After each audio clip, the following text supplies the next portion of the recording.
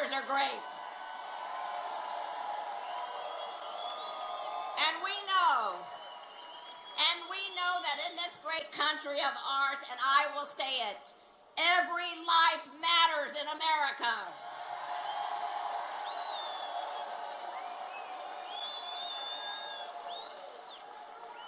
But we also know our Democratic leaders, like Obama and Hillary Clinton, and their failed policies have caused Americans failures.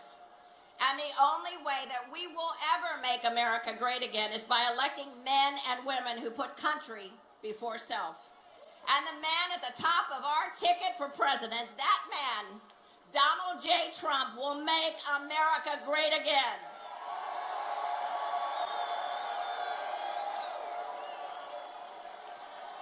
So Florida, I stand before you today.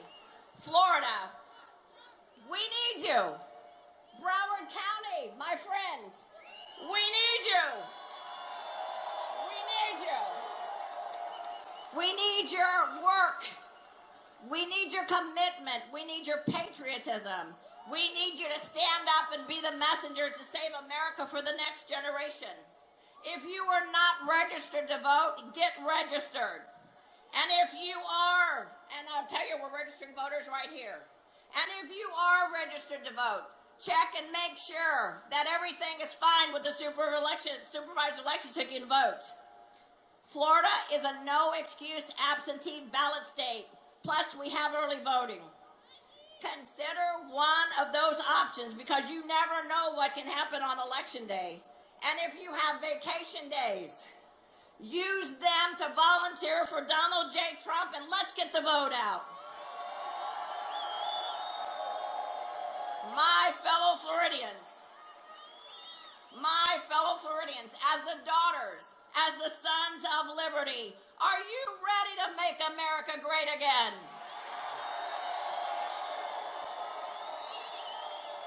Are you ready to end the nightmare called the Clintons?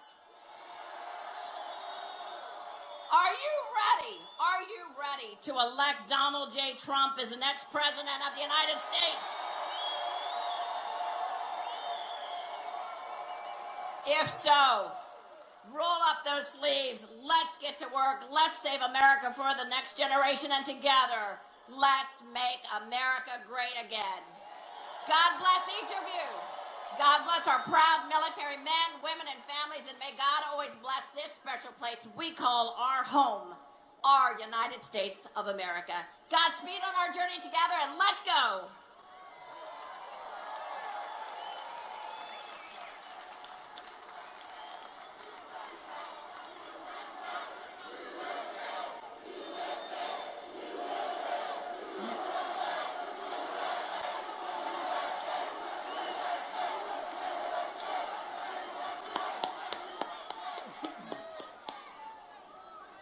Well, that was awesome.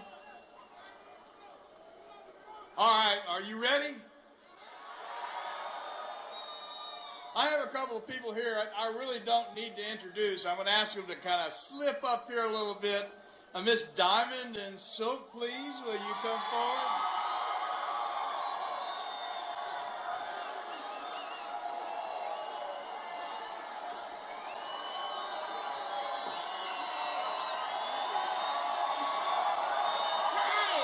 It is my great honor to introduce to you Diamond and Silk. Hey! Florida, make some noise! Oh my God! I love you all, everybody on the Trump train. I'm loving this. First of all, I want to give a shout out to all of our veterans, you all. Yes.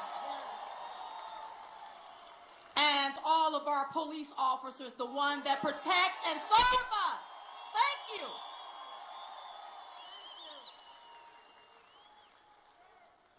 Now, you all know that I love you too, baby.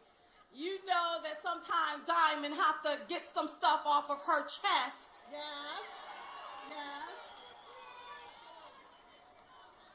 You know, I've been looking at the media.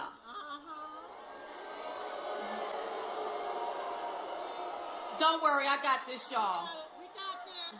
We got it. We will not allow the media to keep feeding us a narrative full of lies. I'm not going to do that no more. We're not going to do that. We are all on the Trump train, and we are voting for Donald J. Trump.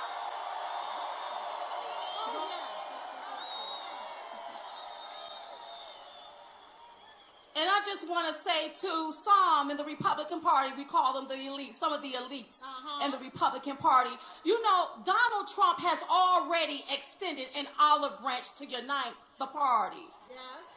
Yes. Haven't he done that? You all? Already did it. You already did it. It is time for you to grab onto that branch and jump on the Trump train, baby.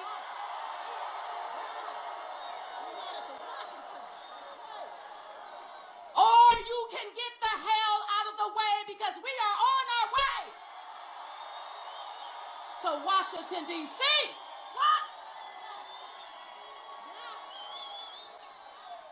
And I love the elites. It's just taking them a little time, but they'll be all right.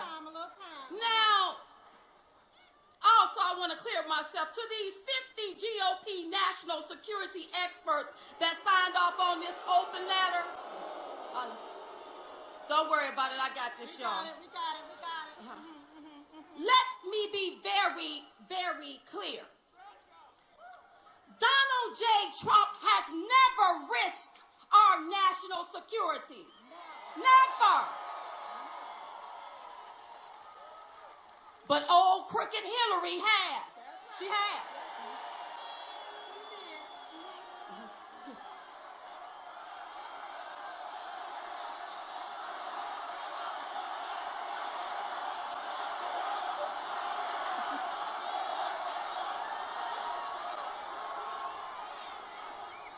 You know, after that pay for play, somebody should be locked up. Yeah. You know. So we, the American people, have to warn you that Hillary Clinton will be the biggest disaster and the greatest threat to our national security. And in the words of Maya Angelou, when people show you who they are, believe them. Believe them. You know? Now, she done already showed us how she is risky, you all. Though she's, that's right, baby, she is crooked. And we will never let a crook off the hook. Yeah. She risked national security by housing classified emails on a personal server. Going into Libya, destabilizing that country, now has created ISIS. And we can talk about her riskiness. We have Watergate, Cattlegate, Travelgate, Benghazi Gate, Email Gate. If she's not careful, she is going to be behind prison gates.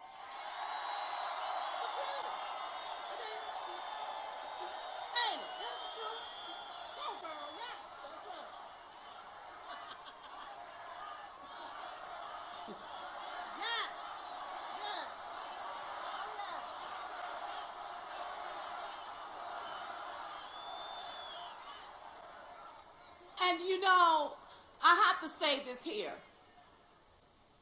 Donald Trump has been in the public eye for over 30, 40 years.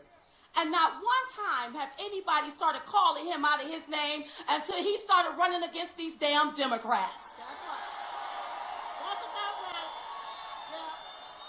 That's about right. We had the opportunity to watch him on television give his economic speech the other day. And we saw how one after the other paid protesters standing up, interrupting his forum. Yes. We saw that, didn't we? You know, let me just say something to the paid protesters. First of all, Donald Trump is not even president yet, and he's already creating jobs. He's already creating jobs. Already. He's a paid protester. Yeah. But to these paid protesters, it is time for you to sit down and shut the hell up. It is.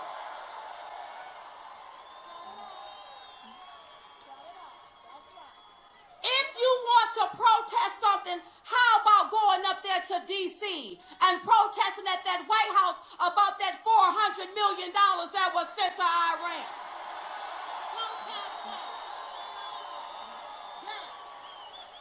How about protesting Crooked Hillary wanting to raise taxes on the middle class? Protest that. How about protesting our borders being unsecure? Protest that. Now, Silk, I done got enough off of my chest, girl. Oh, one more thing. One more thing. To my black brothers and sisters. All right. Yeah, we got you. Just because you're black doesn't mean you have to vote Democrat.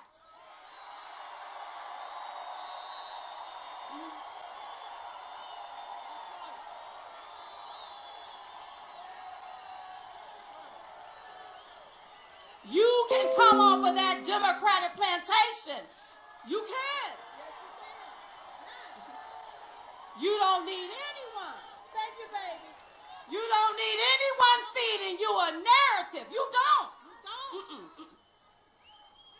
And when I look at Crooked Hillary, she's been in public service for 30 and 40 years. Yeah. She panders for our vote. Uh-huh. She says she's going to create jobs, and she's never created a job.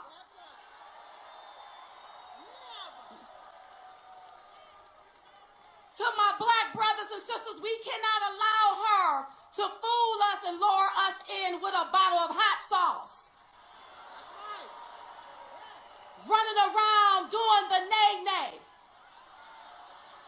And she's not even concerned about your next payday. And if you don't vote right this time, you will get left again. That's right.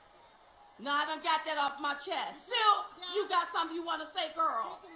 Go ahead and say it. I just got something I got to say. Go ahead, girl. You know, yeah. Yeah. Don't let them fool you. That's right, girl. Because Silk can talk. That's right, girl.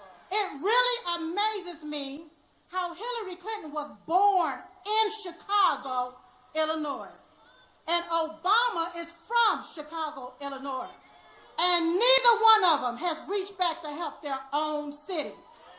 So, how can we expect them to help America? How can we expect Hillary to help America? She won't even help her own. And this is why I keep telling the black people and all people, if you are a Democrat, we keep voting for the same system, and people are still in poverty and living in impoverished neighborhoods. That's right. That got to stop. That got to stop. Yeah. Go ahead. And how can Hillary be for women when she takes money from countries that enslave women? That stone women to death. That silence women. What about the pregnant women that's coming across that border illegally that can get raped or beaten or killed? How can she say she for all of this woman and she don't even care about illegal immigration? Silk, this is why we keep saying we can never let a crook off the hook.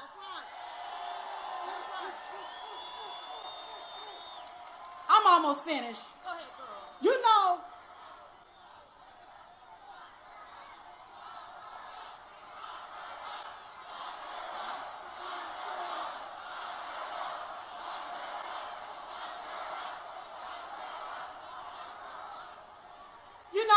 Hillary Clinton is in this for her own greed.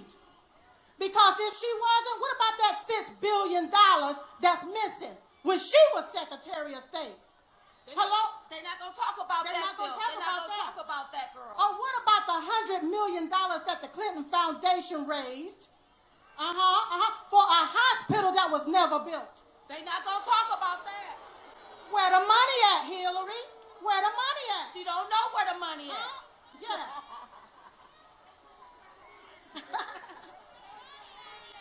Yeah. Now, with all of that, with crooked Hillary, along came a man named Donald J. Trump, who was cleverly designed for a moment like this. That's right. He's an outsider that wants to clean up this insider mess. Yes, yes. Oh, yes. He's a man that took 1 million and turned it into 10 billion.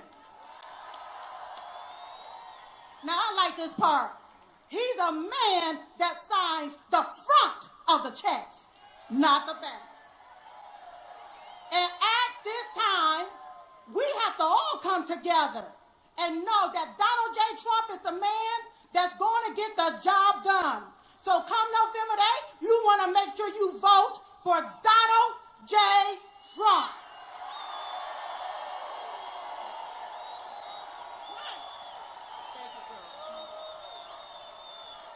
Now, in my closing, if you need a good job, you want to vote for Donald J. Trump. That's right. Yeah. If you want to be an entrepreneur, you want to vote for Donald J. Trump. If you are tired of living in poverty, you want to vote for Donald J. Trump. It is time to make this country grow again. Yeah.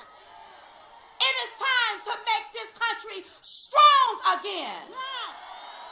It is time to make this country rich again. And it is time to make this country great again. Are we all on the Trump train?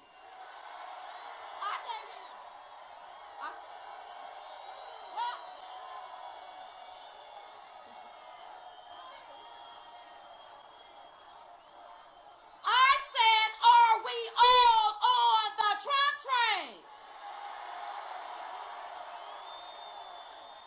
Now, when I say all aboard, I need you all to say choo-choo. All aboard! All aboard! All aboard! We love y'all. Thank you.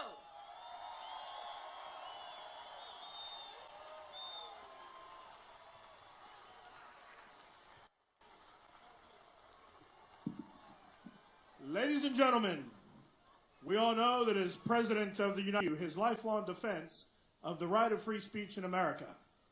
As a matter of fact, he supports the First Amendment just as much as he supports the Second Amendment. However, some people have taken advantage of Mr. Trump's hospitality by choosing to disrupt his rallies by using them as an opportunity to promote their own political messages. While they certainly have the right to free speech, this is a private event paid for by Mr. Trump. We have provided a safe protest area outside the venue for all protesters. If a protester starts demonstrating in the area around you, please do not touch or harm the protester. This is a peaceful rally. In order to notify the law enforcement officers of the location of the protester, please hold a rally sign over your head and start chanting, "Trump, Trump, Trump." Ask the people around you to do likewise until officers remove the protester. Thank you for helping us make America great again. Mr. Trump will be here shortly. In the meantime, please welcome your Attorney General, Pam Bondi.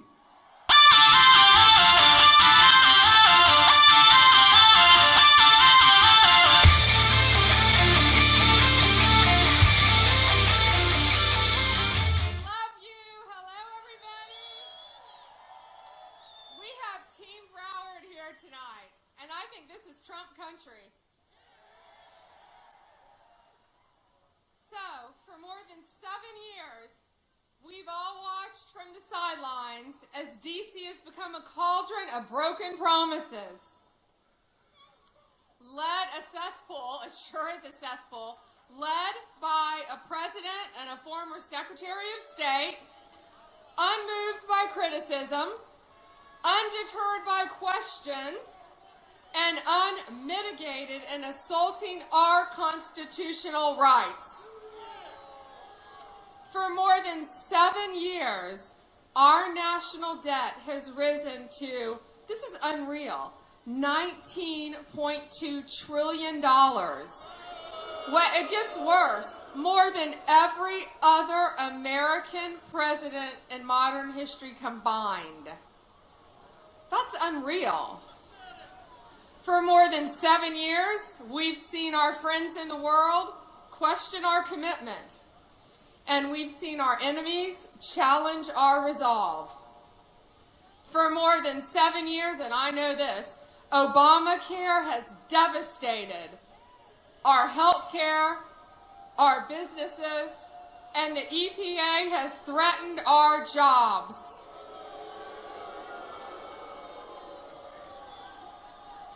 And I'm here today to let you know that that Washington train wreck is coming in for a reckoning.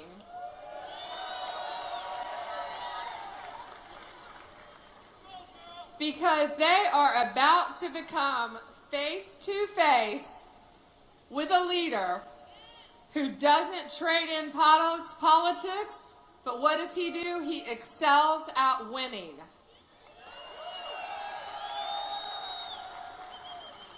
We know Donald won't tolerate things that don't work, but he will drive to restore things that do for our great country.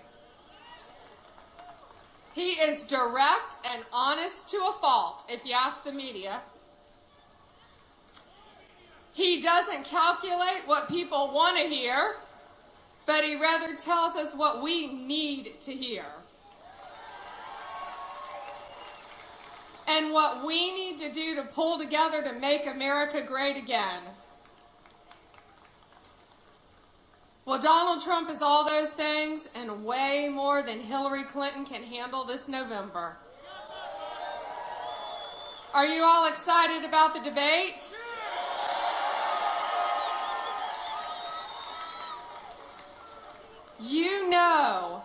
You all know there is a line drawn around Florida, and we are one of the biggest prizes in this country to win the presidency. That's why it is so important all of you are here tonight. You've got to get out. You've got to spread the word. You've got to tell your friends. We have got to get out and vote for Donald Trump. Got to. Because Florida and Broward County are Trump country, where people pull for each other and people believe in each other. We've added more than 1 million jobs with Governor Scott, and Donald Trump will bring American jobs back to America where they belong.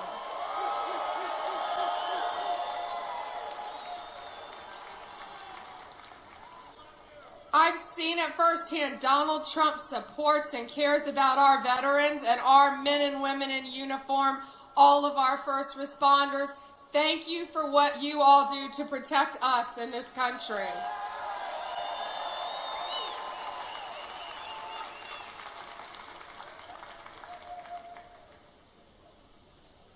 He loves his family.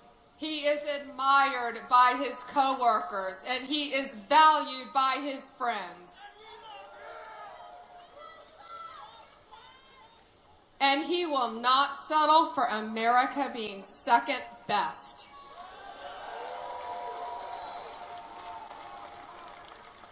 And as a career prosecutor and your attorney general, I'm very proud to say Donald Trump will secure our borders to stop the influx of cocaine and heroin coming into our country and our state that is killing our kids.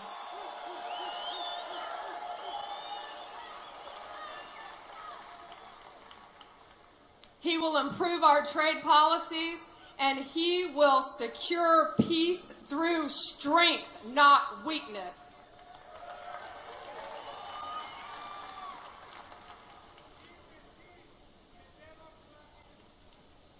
You know,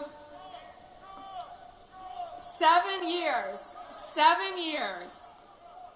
we have all been standing by as Washington has been paralyzed by politics. Business as usual is over, and that's why they can't handle Donald Trump.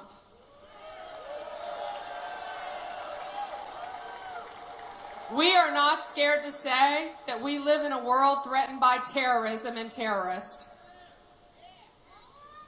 And you and I are now coming off the sidelines.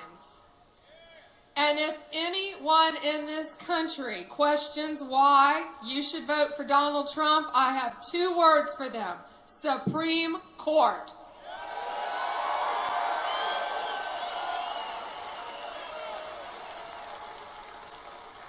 We know who Donald Trump will put on the bench. Conservative jurists who will follow and respect the rule of law in our country.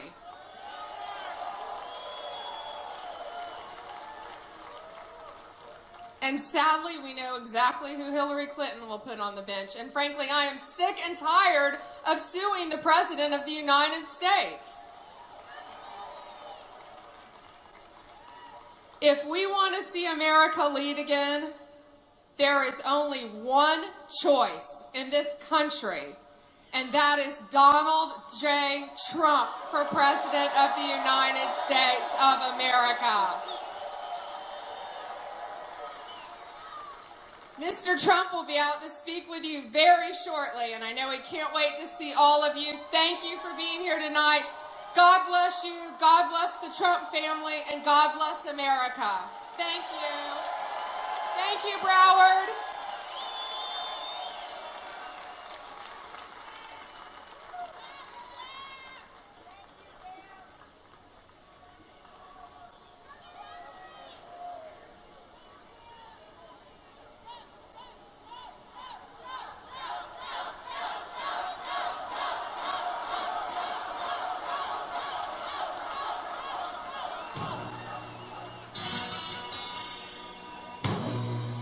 I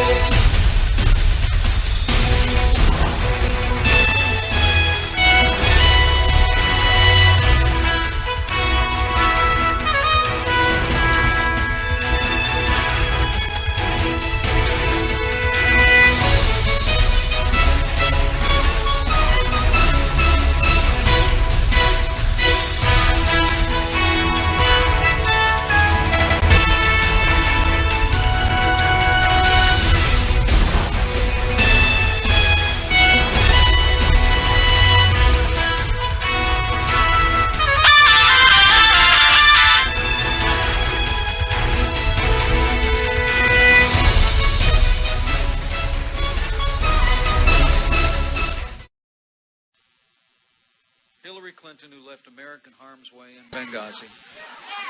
And after 4 Americans fell, she actually said, "What difference at this point does it make?" Well, let me say to my friends here in Ohio, as the proud father of a United States Marine,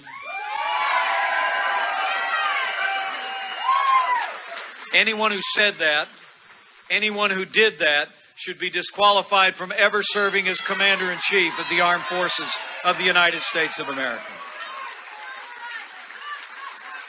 We cannot have 4 more years apologizing to our enemies and abandoning our friends. America needs to be strong for the world to be safe. Donald Trump, as president, will rebuild our military, stand with strength on the world stage, and confront and destroy those who threaten our freedom and our allies. Stand with strength on the world and confront. You know, as I close, you know, a lot of times people ask me, as you're traveling around the state, and now as I'm traveling a little bit around the country in this campaign, they said, "What do you think people are feeling out there?" I said a while back, I said, you know, it just comes down to my conclusion. I've said it before. I think the American people are tired of being told. What do you think people are feeling out there? I said a while back, I said, you know, it just comes down to my conclusion. I've said it before. I think the American people are tired of being told. Okay? I mean, I think we're tired of being told this is as good as it gets. I think we're tired of being told by an establishment in Washington, D.C. that says, no, this person and these people and these policies are really going to turn things around this time. We're tired of being told by politicians, frankly, in both political parties, that they'll get to solving those problems tomorrow when they continue to pile a mountain range of debt on our children and our grandchildren. And we're tired of being told, as Ronald Reagan used to say, tired of being told that a little intellectual elite in a far distant capital can plan our lives better for us than we can plan them ourselves.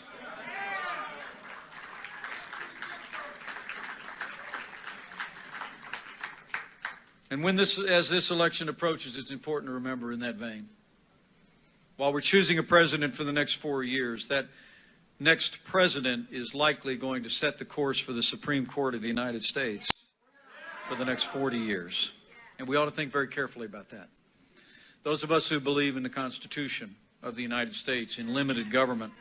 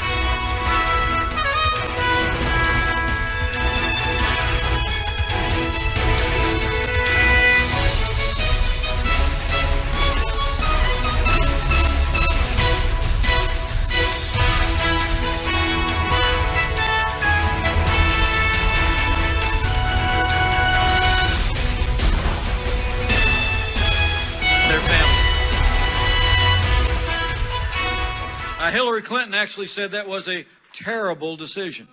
Okay? Her advisor said it was wrongly decided. And since the next president will likely not only make the decision to replace Justice Scalia, the careful balance of the court, but even 2 and maybe 3 justices, let me say from my heart, for the sake of the rule of law,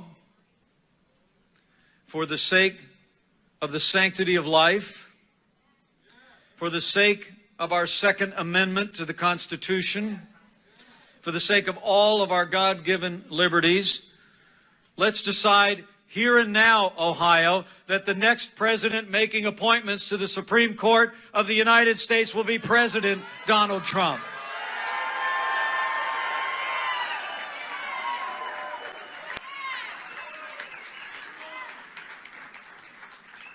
You know, this is a very challenging time in the life of our nation. It truly is. Every single one of us knows and has experienced in our families people that are experiencing the hardship. But let me close with at least a quick thought about my story and my journey. You know, my grandfather came to this country from Ireland when he was about my son's age, about 24 years old. He went through Ellis Island. His name is actually recorded in the record books there. And he got on a train and went to Chicago, Illinois. He drove a bus there for 40 years. He's the proudest man I ever knew. I was actually named after him. It's Richard Michael Cawley, Michael Richard Pence. My grandfather left me when I was in my late 20s, but we were more friends than family. There was a bond that we had. I talked to him often about why he left his homeland and came here. And, you know, the legend in our family was that my great-grandmother got him that one-way ticket. He'd never see her for 25 years. And she apparently said to him, "You need to go to America because there's a future there for you." And I can't even imagine what my grandfather is thinking looking down from glory right now. Because my great-grandmother was right. There was a future for him. He raised a wonderful little family on that bus driver's income, and he watched my mom marry a fast-talking salesman who hauled her down to southern Indiana, bought a house with a cornfield in the backyard, built a little gas station business, and built everything that matters. A family, a business, and a good name, right? But the way I was raised was that there's more in this country that unites us than what divides us. I mean, it seems there's so much that divides us today. It seems like America has evolved, for all intents and purposes, into one long cable television show, right?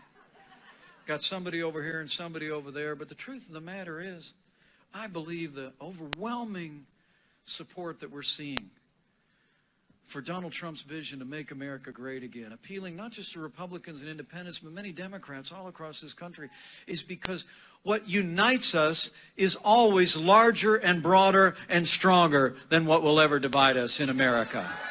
And that's freedom. It's a belief in freedom. It's the belief in the American dream that my family has lived. And what probably is most foundational to that from the very beginning of this nation and before is that, as is true for millions of Americans across Ohio and across this country, that we are and shall ever be a special place, one nation, under God, indivisible, with liberty and justice for all.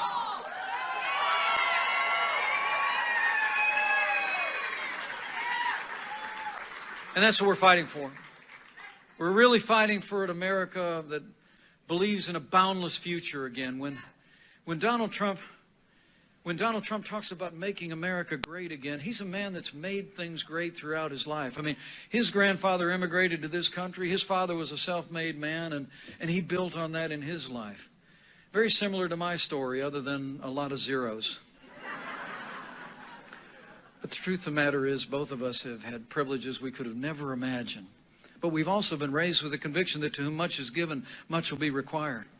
And this is a moment where those of us who cherish freedom and the ideals and the boundless potential of this country need to rise up and elect a president who will make America great again. The choice could not be more clear. Choice could not be more clear, ladies and gentlemen. When you leave here from today, I hope you don't leave here today and just say, I came out to hear a speech. I hope you leave here with a burden on your heart. Because I'm telling you what, the Buckeye State is going to loom very large. I mean, you always do. It's a big state. All right, you're used to it. But let me assure you, Ohio is going to loom very large in this election and thereby in the destiny of this nation. And so I want you to leave here today ready to talk to your neighbors and friends. Because the one thing I'm absolutely convinced of is every newspaper story, every internet article, every tweet, every television show, every speech that's given anywhere, it doesn't matter a hill of beans if you will stop somebody who knows you and cares about you and respects you and say to them, here's why I'm supporting Donald Trump and Mike Pence in this November's election. You can do it. The choice is in your hands, but you need to leave here tonight ready to do the work. And I'll frame it for you. I'll lay it out for you one more time, okay? Number one, the choice could not be more clear. It's change versus the status quo. And I promise you, when Donald Trump becomes president of the United States of America, the change will be huge. I mean, look, the American people can literally elect someone who personifies the failed establishment in Washington, D.C., or you can choose a leader. You can choose a fighter who will fight every day for everyday Americans and in a stronger nation at home and abroad. So here's how I see it. We have a choice to make. This is another time for choosing. But with boundless faith in the American people and faith in providence that has ever guided this nation, I say this. If you want a president who will rebuild our military, protect this nation, and confront radical Islamic terrorism and rid the world of ISIS, if you want a president who will restore law and order to the cities and towns of this country and support our law enforcement community with the resources they need, if you want a president who will cut taxes, grow the economy, squeeze every nickel out of that bloated federal bureaucracy, and repeal Obamacare lock, stock, and barrel, if you want a president who will build strong borders, build a wall, and enforce the laws of this country for the citizens of this country, and if you want a president that'll come alongside people like Congressman Bill Johnson, go to Washington and upend the status quo and uphold the Constitution of the United States of America, then we have but one choice. And I'm here to tell you, Ohio, that man is ready. This movement is ready. This nation is ready. Let's go make Donald Trump the 45th president of the United States, and we will make America great again.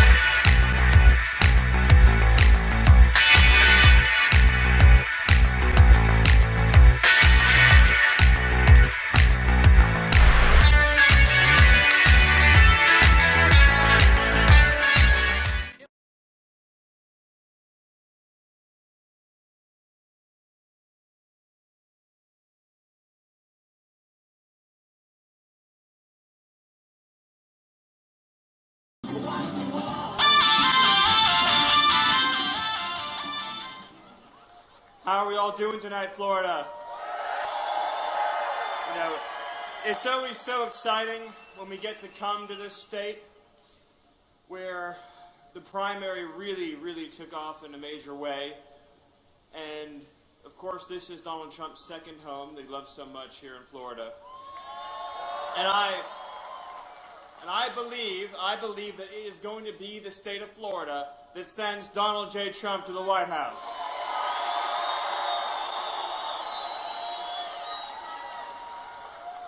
Now, there are a lot of issues in this race that are very important to all of us. Recently, Donald Trump gave a speech in Detroit you may have seen about the future for our economy. And in that speech, he said that the biggest hoax in politics today is the pretend claim that our unemployment rate is 5%. Right.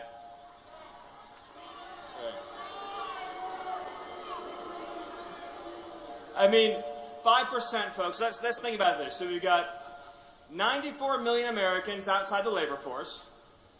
In a city like Detroit, half of people aren't working.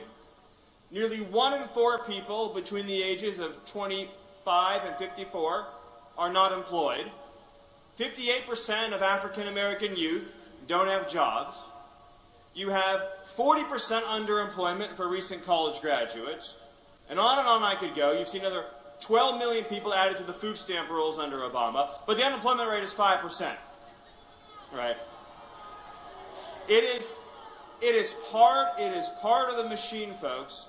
It's part of the machine, the Clinton machine, the media machine, the donor machine, that's trying to keep the working people down. Now, we've seen a few other issues this week that are worth going through.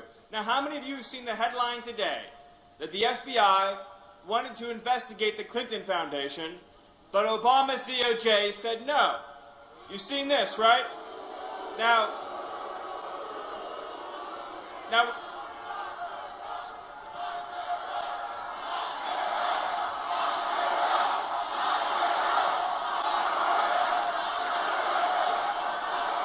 I love this crowd. Now, we also learned from a batch of emails that was released this week by court order about more pay-for-play scandals at the Clinton Foundation, right?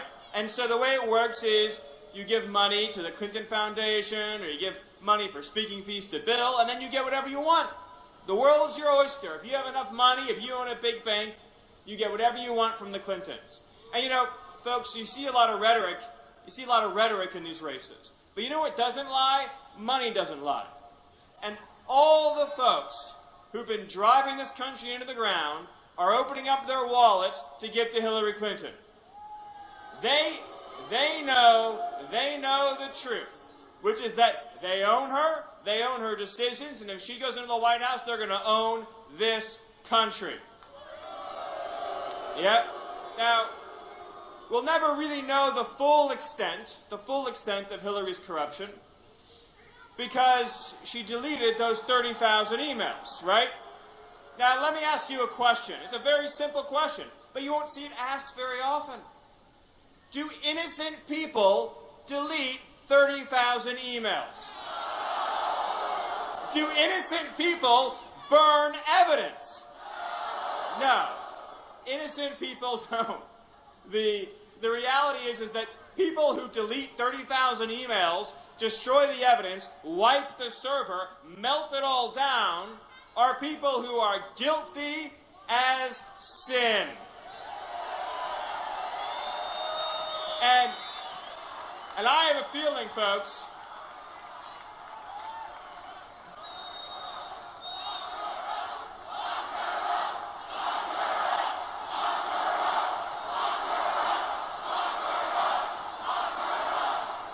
You know, folks, if President Obama really cared about national security, the first thing that he would do is indict Hillary Clinton.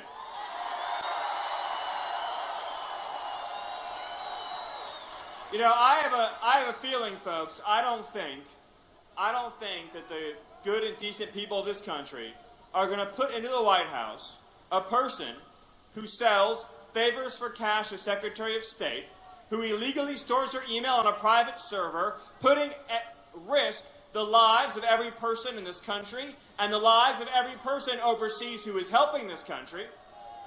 They're not going to reward with the highest office in the land someone who was given the office of Secretary of State and abused it beyond anything we have ever seen in the history of this country. How can you say you're qualified to be president when, as Secretary of State, you violated the law, risked our security, and nearly burned the entire Middle East to the ground? You know, I mean, think about what the world looked like before Hillary Clinton became Secretary of State. We weren't even talking about ISIS, were we, folks? No. You know, and Iran didn't have $150 billion, and Iran didn't have $400 million in ransom either. Libya had turned over their WMDs to the United States and was basically in a state of cooperation.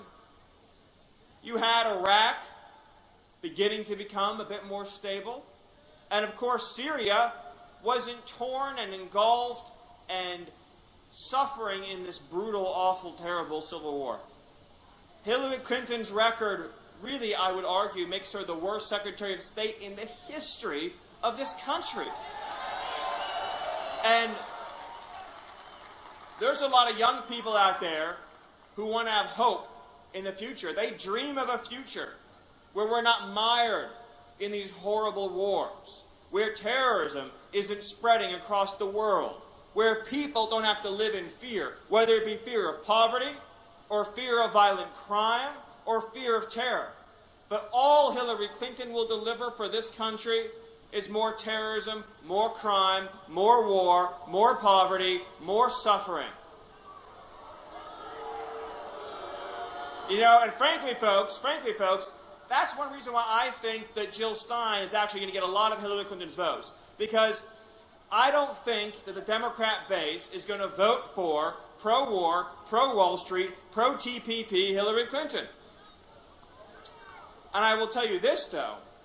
Democrats and independents and Republicans who want to bring this country back are going to line up and vote for Donald J. Trump.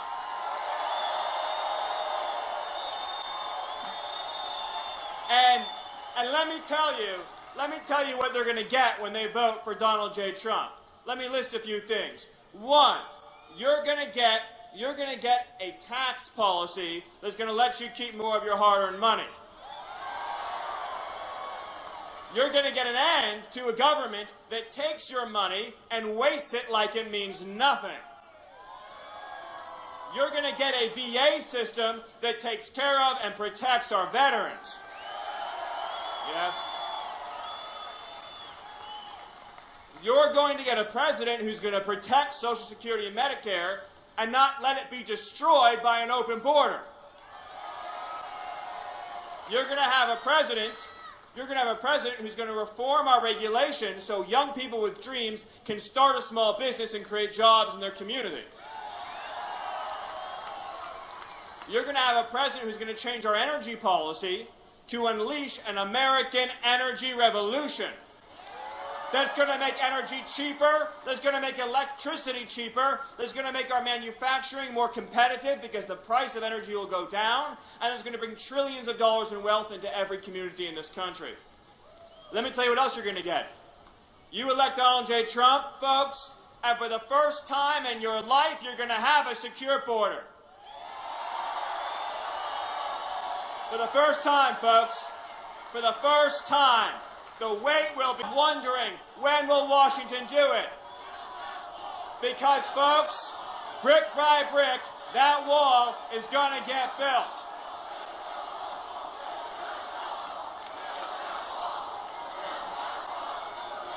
And you know what's going to happen?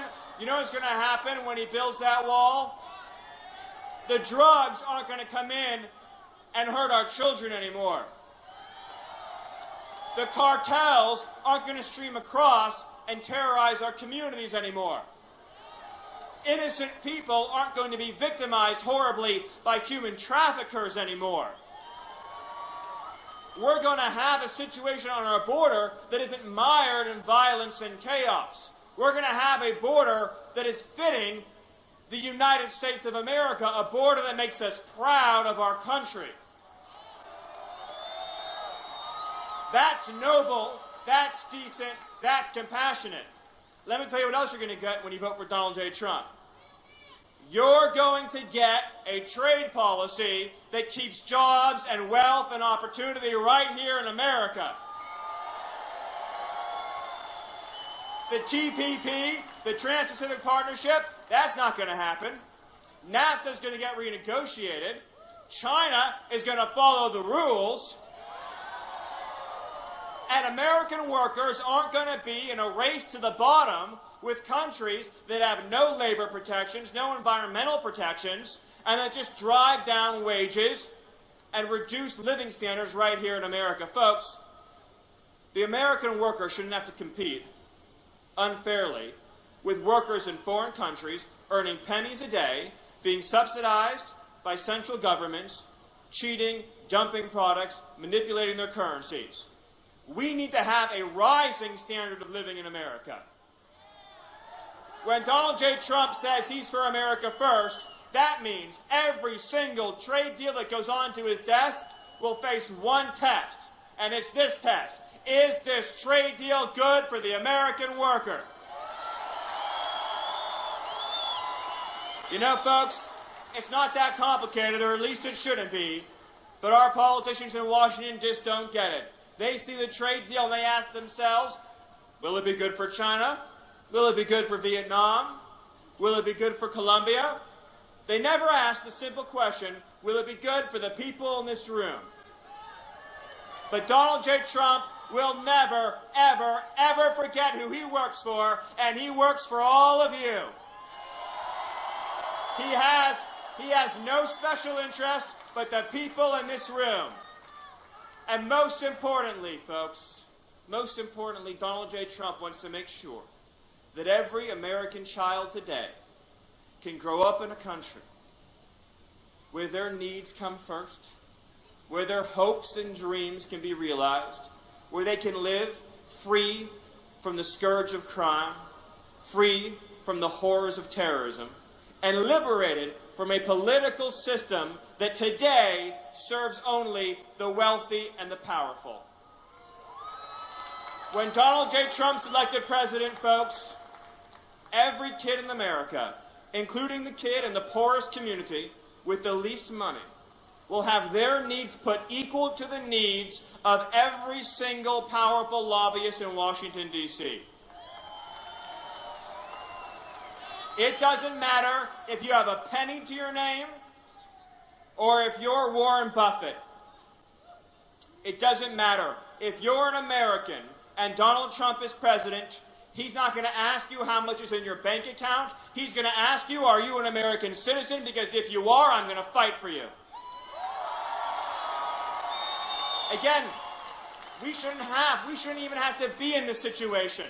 It's a tragedy and a travesty that we've gotten to the point in America where our own leaders and our own government don't believe that American citizens ought to come first in their own country.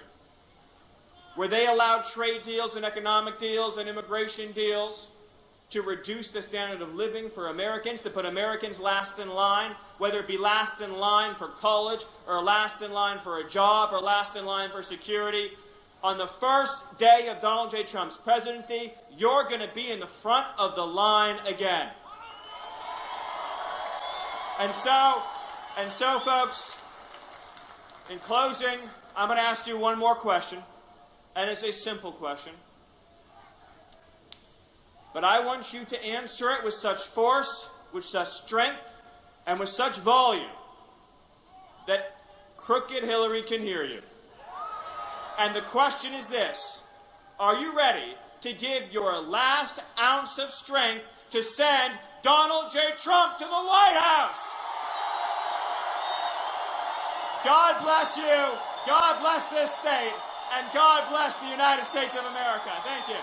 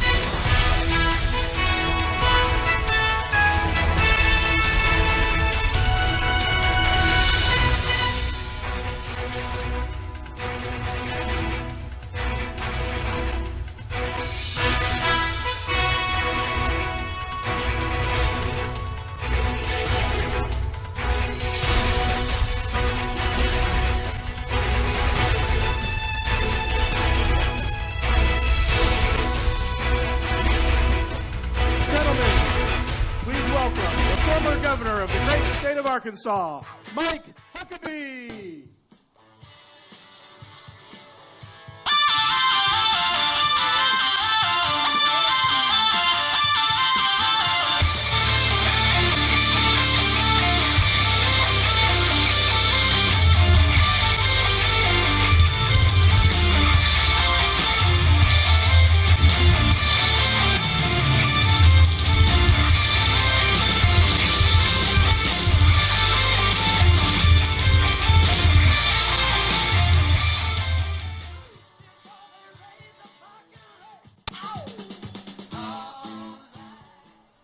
Well, ladies and gentlemen, I am delighted to be here in Sunrise, Florida. And in just a few moments, you're going to hear from the person who will help make America great again.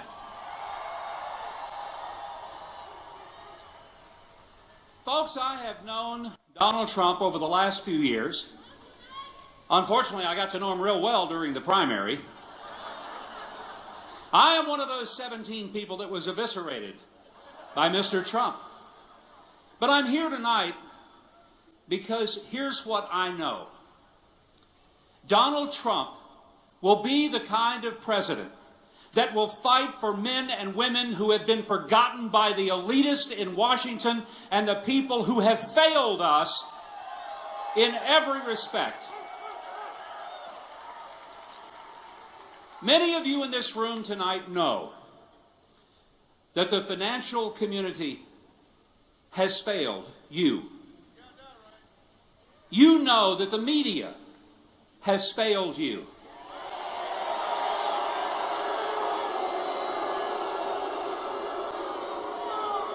And you know that a self-serving government has failed you and served themselves rather than the people of this country.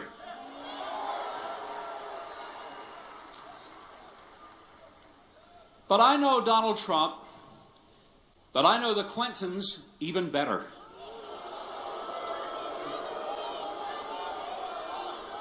Having been governor of Arkansas for 10 and a half years, not long after they left, I know them well. And folks, I'm going to tell you something. I'm a lot more afraid of a Hillary Clinton presidency than I am of getting a mosquito bite in South Florida, and we all better be worried about it.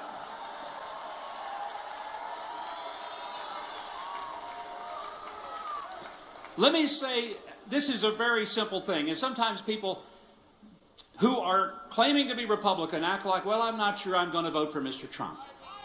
Well, I'm sure that I am.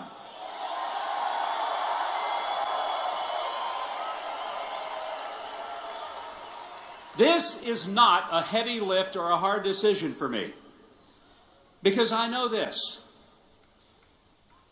I know that Hillary Clinton will raise your taxes and Donald Trump will not.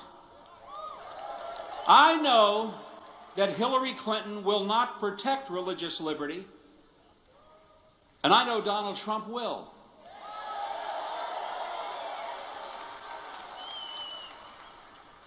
I know that Hillary Clinton has already failed in foreign policy, though she touts it as her great qualification.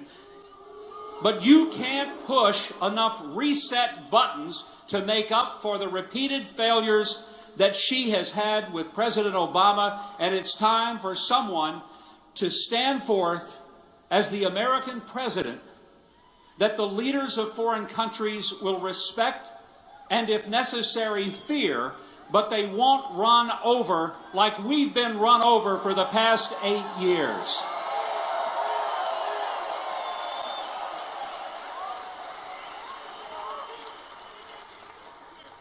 It makes no sense to me that 70% of the American people say they don't trust Hillary Clinton, and yet many of them would vote for her. So we have to fix that between now and November. And you are an important part of that. We used to say in Arkansas, vote early and vote often. We said it, they actually did it on the other side. But folks, what an incredible opportunity to disrupt the institutions of power that have failed millions and millions of Americans. And when you hear about some of these Washington Republicans who are saying they're not going to support Mr. Trump, just remember something. They are not afraid that he will lose. They are afraid he will win and upset their precious little world.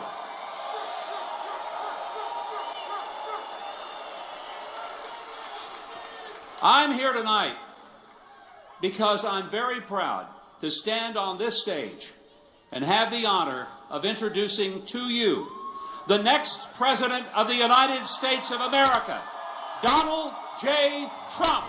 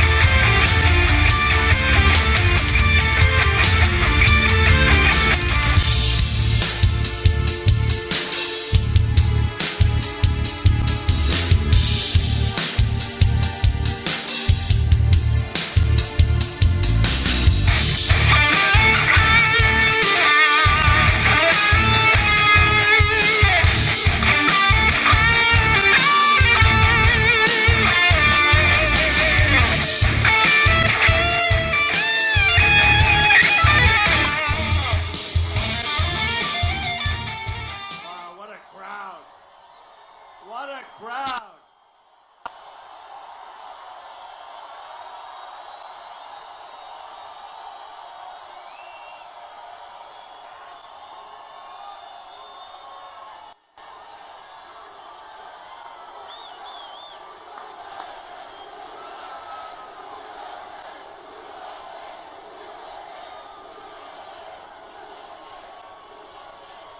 Thank you, everybody.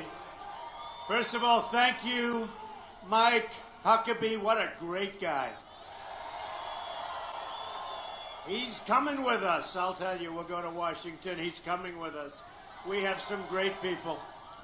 We have incredible support. Look at this. August. Hot. Tremendously bad weather today. You had a vicious storm. And look at this place. Thank you very much. Now, the key, on November 8th, you got to get out and vote. We're going to win Florida.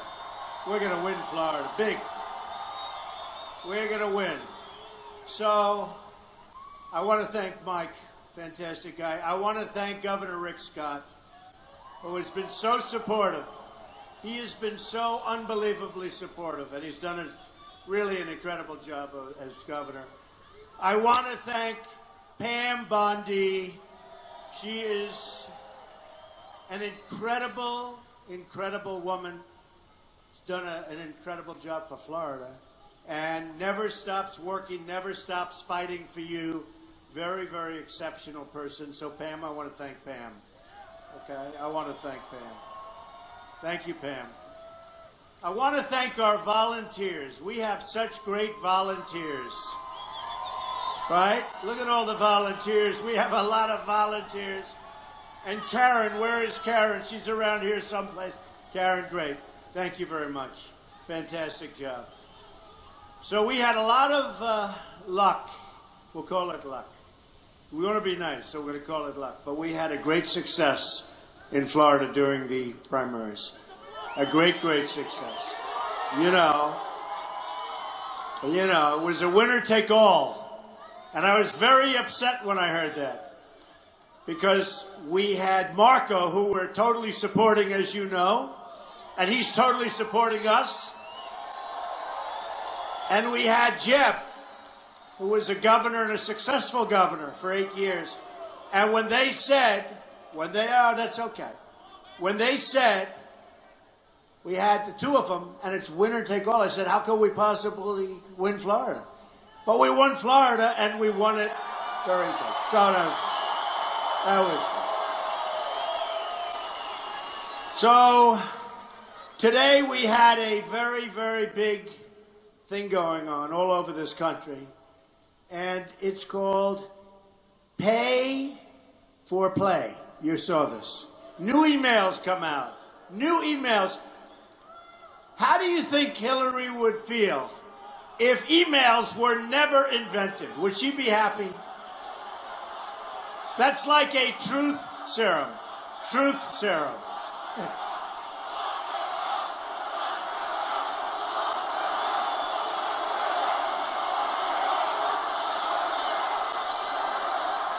That's all right. We're going to beat her on November 8th. That's better. We're going to beat her on November 8th. But think of it. So, the invention of the email. Would she be a happy woman today? Maybe not. Maybe not. But it revealed so much. It revealed the lies, the deception, the dishonesty. And I say that the single greatest achievement in the career of Hillary Clinton will be getting out of these problems, which everybody else that's had even a tiny fraction, their lives have been destroyed, right? Tiny fraction of what she did. What she did was so wrong. And she got out of it, well, maybe. Who knows? Who knows? Maybe there's more to come. Maybe there's more to come. But I will say this, what came out yesterday, reported today, right? Pay for play. Called pay for, you're not allowed to do it. It's illegal. It's illegal. And I would imagine other things are going to be coming down the pike. So let's see what happens. So we've got 90 days. We've got to work so hard. We are going to have an economic plan. Now, you know, I'm in Florida. This is my second home. This is my second home. I have many, many properties in Florida. In Miami, we developed great, great developments. We own Doral, which is one of the great places in the world. I think it's the greatest resort, or just about. No matter where. Incredible. We gutted it. I bought it and had a choice. I said, we can do the A job, the B job, the C job, or the D job. We could even do the F job, and that was leaving it alone, right? So I had a choice to make, and I said, number one, it's Florida, and I love Florida. And we did, as you saw, I mean, the people that have seen it, we blew it up, and we built one of the great resorts of the world, Trump National Doral, and its location, incredible. Miami, right next to the airport. Everybody's there, hot as a pistol. But we blew it up, and we did the A+ job, and we did the right thing. And we did the right thing. And it's been terrific. But we have to do, for our country, we have to fix our country. Our country's broken. Our infrastructure is in serious trouble. I have a friend, just the other day, he's in the trucking business, owns big trucks, big guy, does well, works hard. He's been doing it for 40 years. He said, you know, Donald, I buy trucks. I spend a fortune on trucks. And my trucks, for the first time, are being destroyed. They're going down highways at 60 miles an hour, and they're hitting massive potholes and bumps and problems, and it's ruining my trucks. He said, I've never had this before, and I've been doing it so long. He said, it's ruining my equipment. Our drivers are watching. But our roads are bad. Our bridges are bad. Our tunnels are bad. Airports, hospitals. We've spent trillions of dollars in the Middle East. Trillions. We shouldn't have ever gone into Iraq. I said it from the beginning. I said it from the beginning.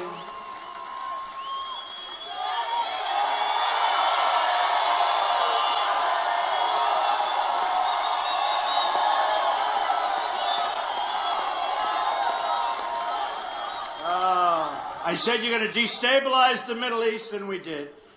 And then, an even easier decision, we should have never gotten out the way we got out. We got out. We had a president.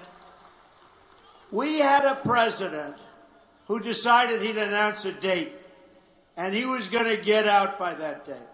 The problem is the enemy, which really turned out to be ISIS, the enemy was sitting back and actually didn't believe that this could be happening. Didn't believe it. That they would actually say when they're getting out. So they sat back, and we kept going and getting out. And instead of allowing, and believe me, I want to be the last one to say this, but instead of allowing some small forces behind to maybe, just maybe, keep it under control. And we pulled it out eventually. And remember for years what I've been saying. If we're going to leave, keep the oil, right? Keep the oil. No. So who has the oil? ISIS has a lot of the oil. Iran's going to have all of the oil. You know, for years and years, these two countries fought. Decades and decades and decades. They'd fight. That's what they did. They fight. And they'd fight for 4 years and stop. Then they'd fight for 4 more years. Saddam Hussein would drop gas. Everybody would complain. Tremendous, tremendous carnage. And they'd stop. Then they'd start. And it would never change. This way, this way, this way. Because you had military powers of essentially the same strength. And then we decimated one of the powers. And we unleashed fury all over the Middle East. And it was a terrible mistake.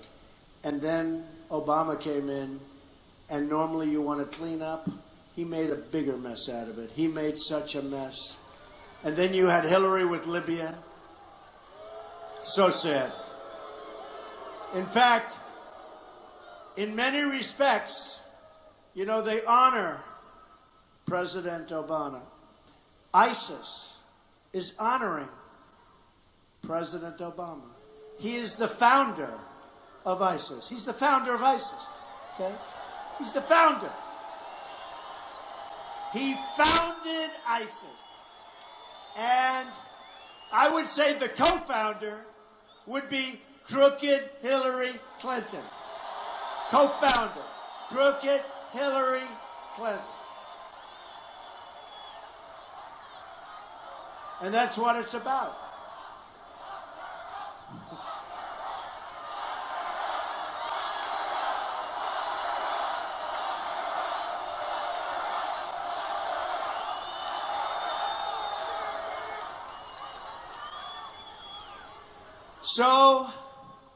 So we have a mess. And then we have the migration. And we have the line in the sand. And the line gets violated, and nothing happens. And I'm not saying it should have happened. I'm saying you don't draw the line. Okay? You don't draw the line. We're not respected. We're laughed at all over the world. Other countries are laughing. You know, recently they asked me a question about the Ukraine. And I said, well, wait a minute. Crimea was taken during the Obama. You know, we're talking about this tough regime. Donald Trump doesn't know. I think I know more than all of them because I have common sense. I have common sense. And I knew that, and it was obvious. And most of the papers covered it correctly. But I said, Crimea was taken. They were talking about my stance on the Ukraine. Well, if I can't fix it, nobody can, right? He just said it. He said, Donald, if you can't fix it, nobody can. I'm going to have to use that. Thank you. Thank you, fellas. Thank you, fellas. Those are two tough cookies, I want to tell you. Those are two tough-looking dudes, huh? I want them on my side, right? No, but, so you hear all of, what would Trump do with Ukraine? And what does he know about foreign policy and Crimea? They didn't say that Crimea was taken a long time ago. And then they say, would you get it back? And if you say no, they say you're weak. Why was it let go? And if you say yes, you start World War III, right? Yeah. Okay? And then I read where the people who speak, largely they speak Russian, they want to be with Russia. Okay? They want to be with Russia. Maybe. And we'll find out. But this was taken during the administration of Barack Hussein Obama. Okay? But the press is so dishonest. I mean, what we're fighting is incredible. I just left North Carolina, and we spent a day there yesterday. And these are incredible people. But voter ID was just knocked out by the courts. Think of it. So somebody wants to vote, and you'd like to have identification. Can't do that anymore. And then they criticize me when I say the system is rigged. The system is rigged. And I'll tell you, the biggest rigger of the system is the media. The media is rigged. It's rigged. It's crooked as hell.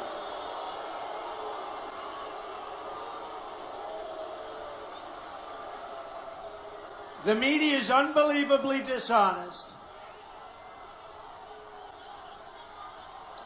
Unbelievably dishonest. In fact, I would actually say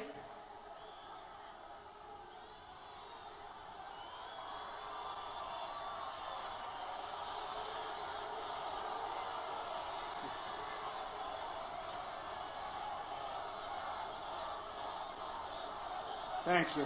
Thank you. Thank you, everybody. I would actually say that the media is almost as crooked Hillary Clinton. I mean that. I mean that.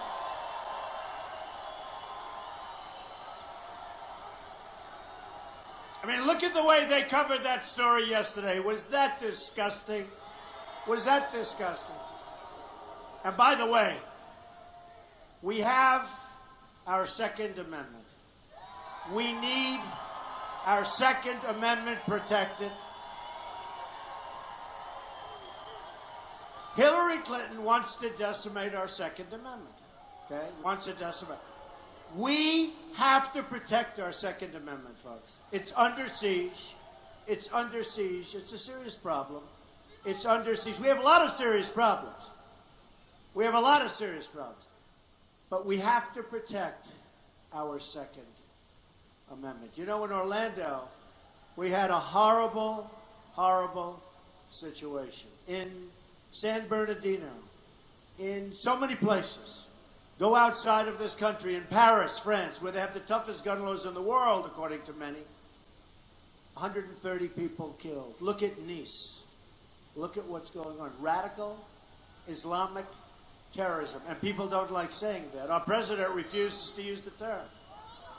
Every time another event happens, I keep saying, I wonder if he's going to say it this time. And he doesn't say it. And Hillary won't say it either. She doesn't want to say it because she doesn't want to offend the president. Because then bad things could happen to her if she offends the president. Bad things could happen to her. So she's afraid to say it. Hillary's afraid to say it. She did say that she would say it because of me. But she's afraid to say it. But we have a real problem with radical Islamic terror. That's what it is. It's terror. And just today there was a big article about a high-ranking ISIS member today. is arrested in Germany following threats that the terror group planned to bomb a major football stadium. Welcome to Germany, folks. And we have so many coming in here from Syria or wherever they're coming from, because we really don't know. Every law enforcement person that I've spoken to, we have so many helping us with our campaign. And by the way, speaking of that, the police are fantastic people. Fantastic people. Not being treated properly. Every law enforcement person that I've spoken to said it's absolutely impossible to vet these people.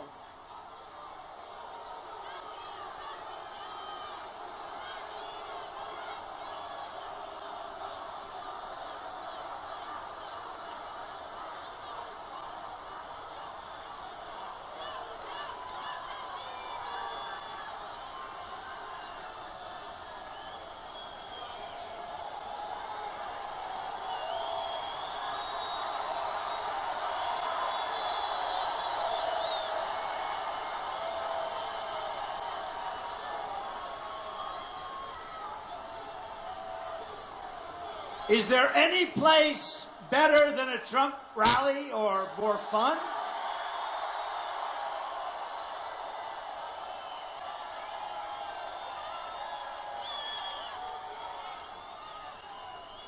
True about our police. And you know, if you look at it, really, because we all love each other, the safest place to be is at a Trump rally. You've seen that.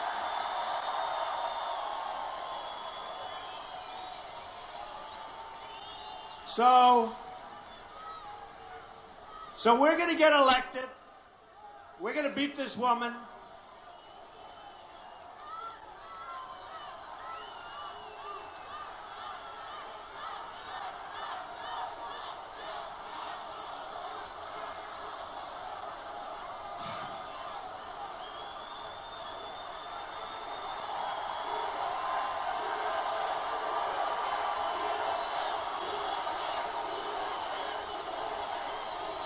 Hey, what do we have? We have the state of Florida. We have Fort Lauderdale. We've got the greatest people on earth.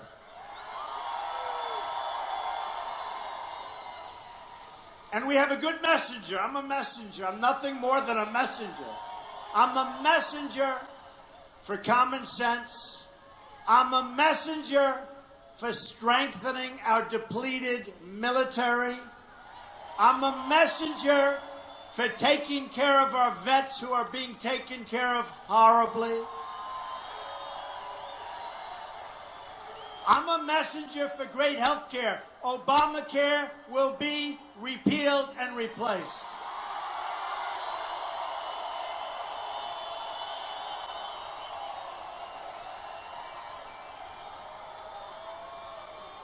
You know, a friend of mine who's a very successful man, we have tremendous endorsements, Carl Icahn and so many.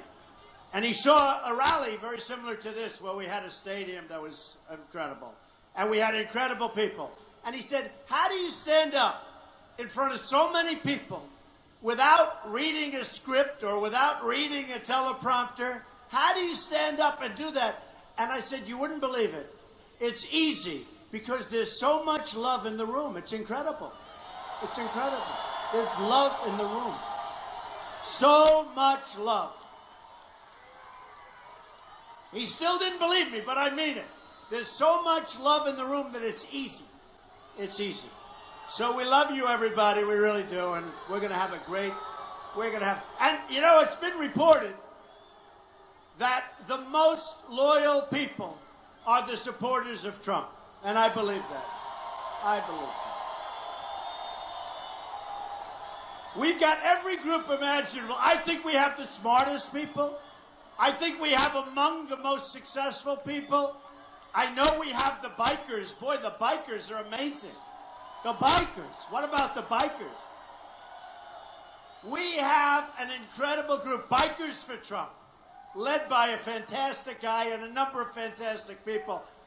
And sometimes I'll go to an event and I'll have 1,000 bicycles outside. And I'll say, now I know I'm safe. These guys, they're fantastic. The Bikers for Trump. So it's pretty cool. It's pretty cool, I have to tell you. So what we're going to do for a moment, we'll talk about something that's actually sounds boring, but it's not. It's called the economy. Because our country has been ripped off for so many years by every other country because we have people that don't know what the hell they're doing. And we're going to get our economy going. Our real unemployment rate is monstrous. You know, that rate was put down so that presidents and politicians look good. When you look for a job and you give up because you can't find one because there isn't one. And everybody admits, even on the other side, our jobs are bad jobs. They're not good jobs. We don't have good jobs. They're gone. He said they're all in China. There's a lot of truth to that. A lot of them, essentially, they make the product in China. China treats us so badly. Just so you understand, I do business with China. It's great. Nothing wrong. I have great respect for China. I have great respect for China. But I'm not angry at China. I'm angry at our leaders for allowing China to take advantage of us, to make us look so foolish, to take out hundreds and hundreds of billions of dollars a year, and to rebuild China while our country goes to hell.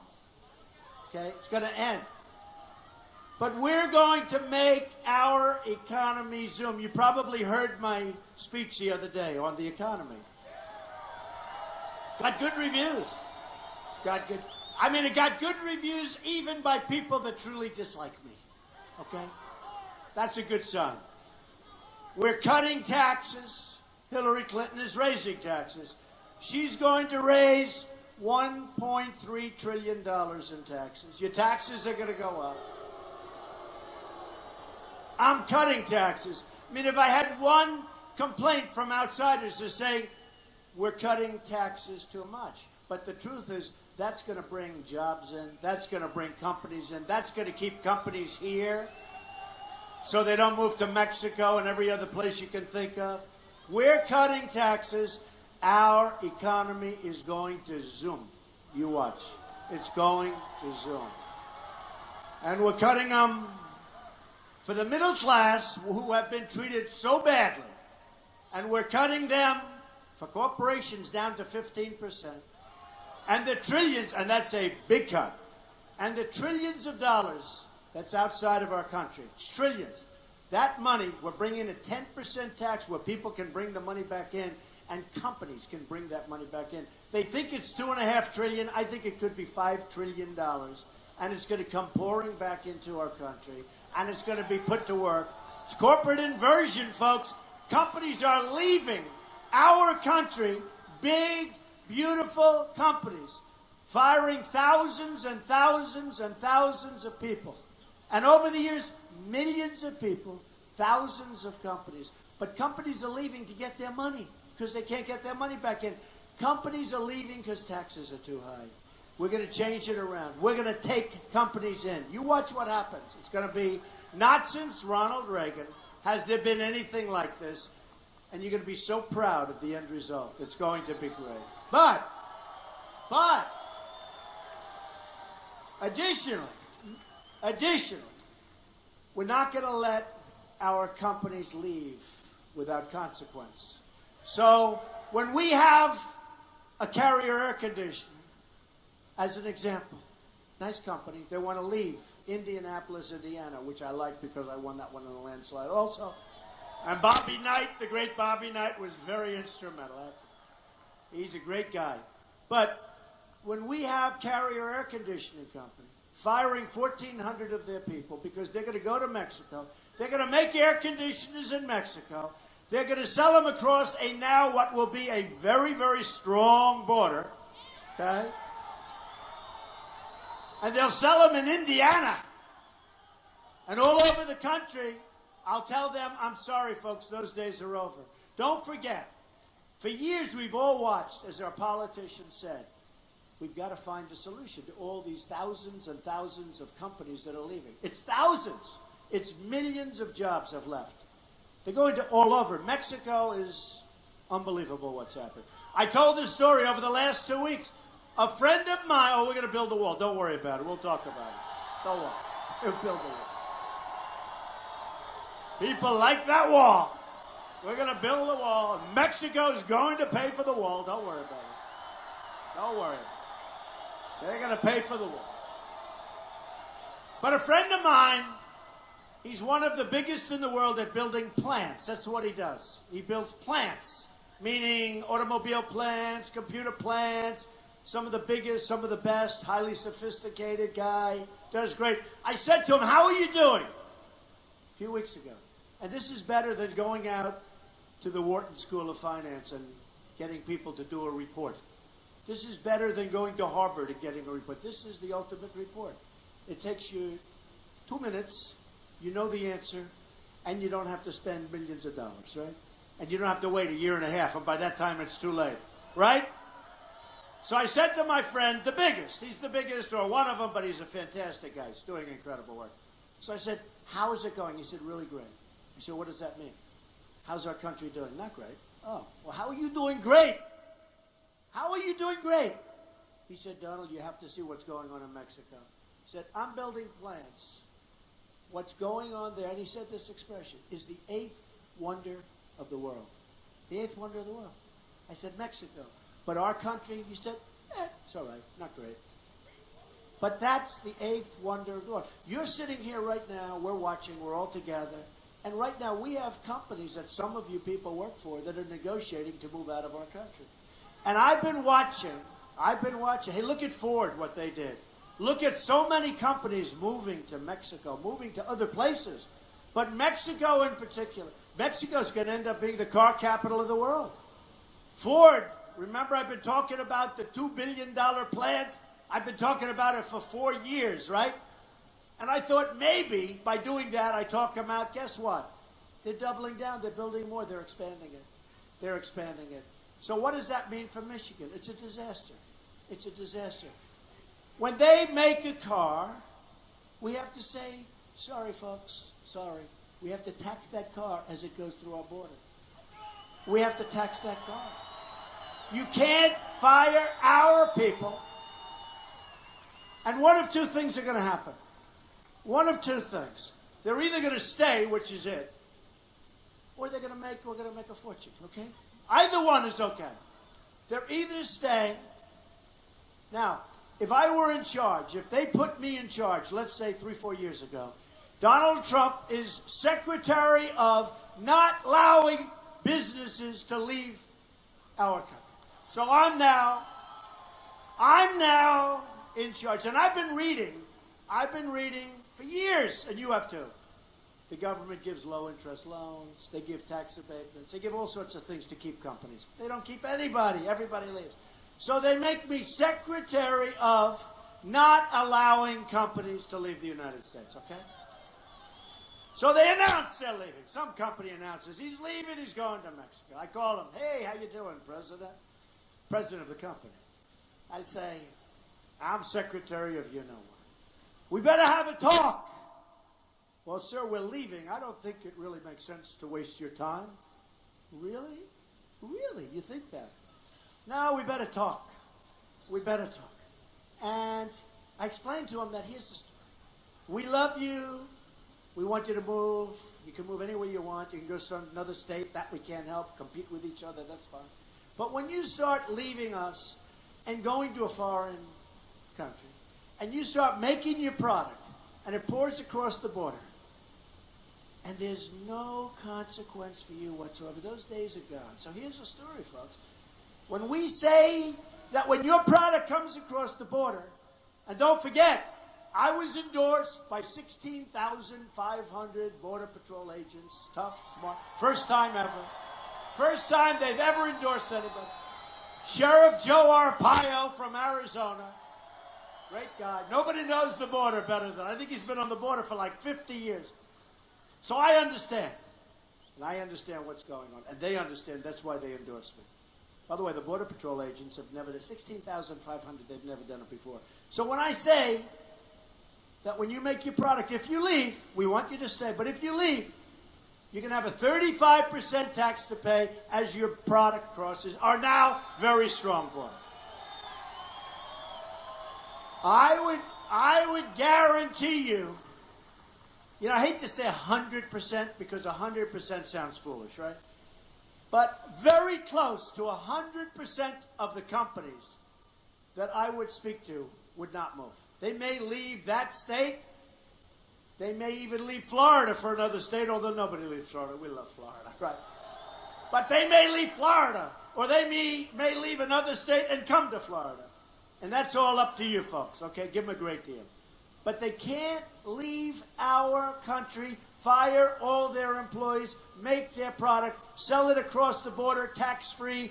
Us big, stupid people with open arms, please come on. Please come on. So we pick up unemployment. We pick up no taxes. They pick up massive jobs and economic development. We get nothing. They get everything. And it's always the way with our country for a long period of time. That's why we have $20 trillion in debt and going up rapidly. And it's so easy. And people ask me, well, why hasn't somebody thought of this before? And sometimes they don't think of it. But a lot of it is they're controlled by their donors and their special interests. They're controlled by PACs, a new word. They're controlled by their lobbyists. Hillary, you have lobbyists that have a sign. It says Hillary. It's emblazoned, right? Tattooed.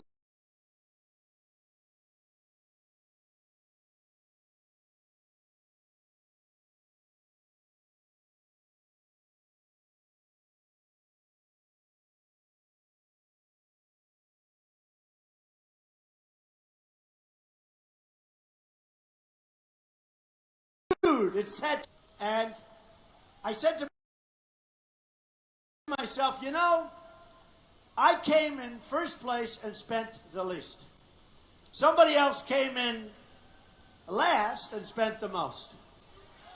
And then you say to yourself, who the hell do you want as your president, right? Really.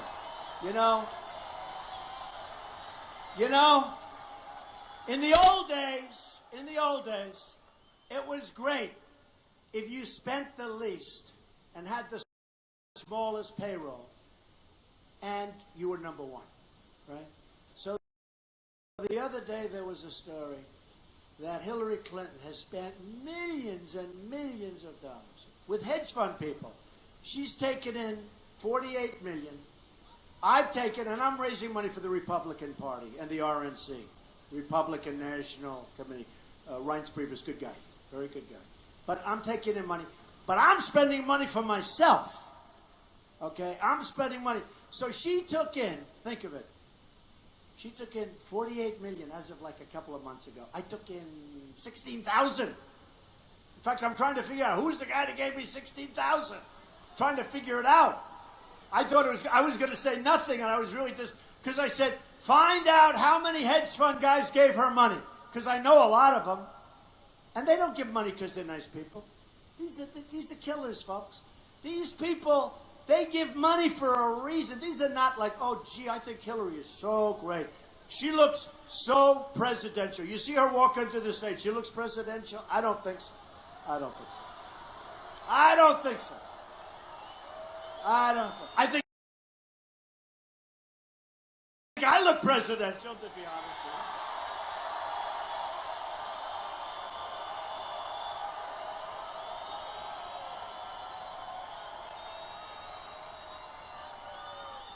I mean, honestly, who do you think China would be more concerned in a negotiation with?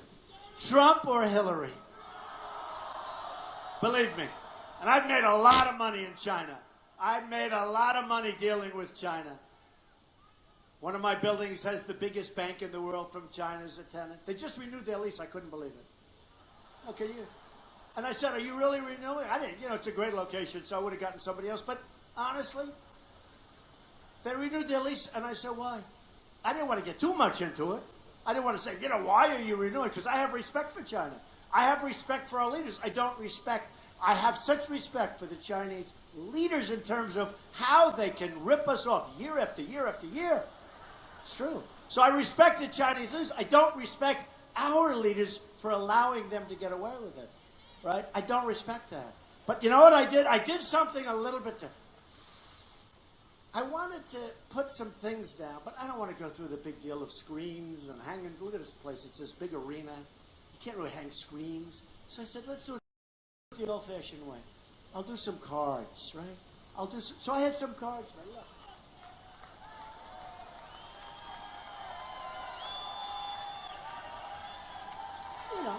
Not bad.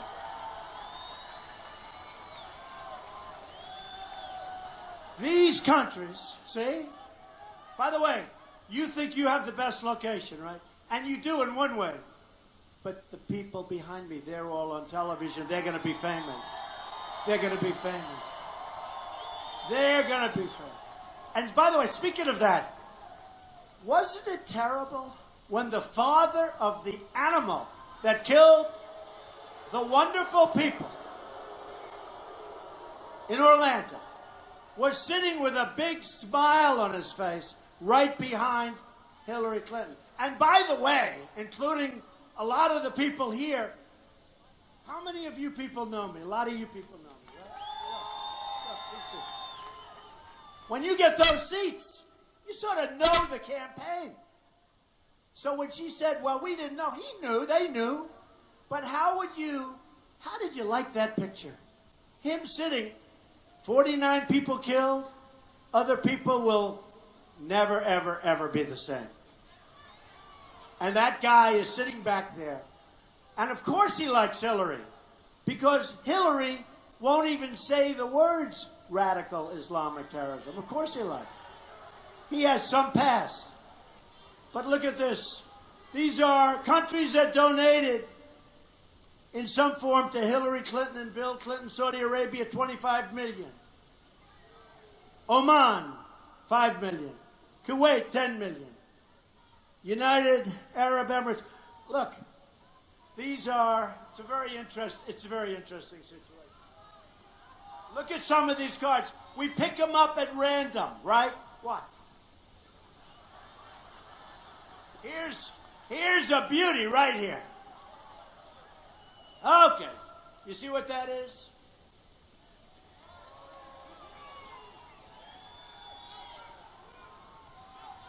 Look at, that is a great looking group of people up there. Thank you. Thank you very much. Thank you. Look at this card. So, this is President Obama has commuted the sentences of more men and women in the past than the past 9 presidents combined. Now look at the line on top. See? How you do? Isn't this better than hanging a screen? What the hell? And I save a couple of bucks. Not so bad, right?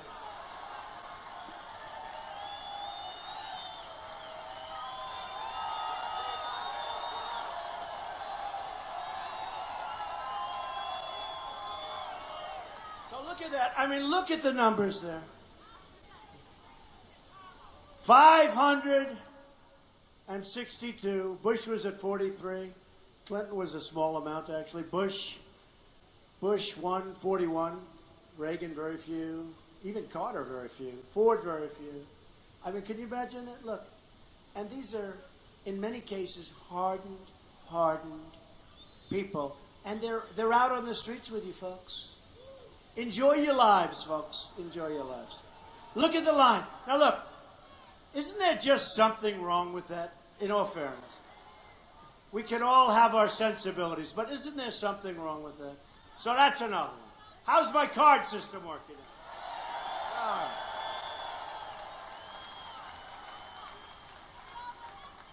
So here's another one. Number and percent of immigrants in the United States from 1900 to 2010. Oh boy, you're not going to be happy with this card. Now they project it out to 2060. But look at the way that's gone up. Look at the way that's gone up.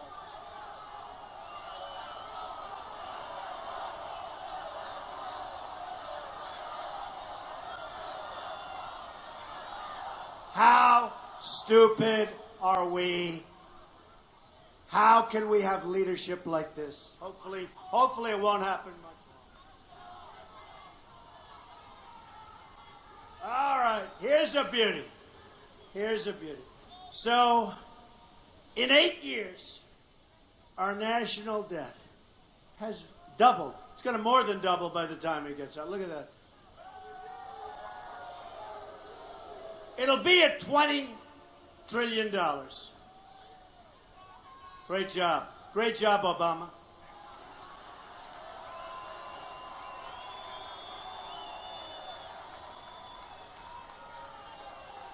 I got plenty of cards.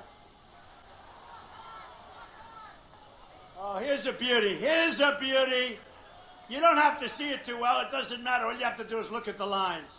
Obama. Obama.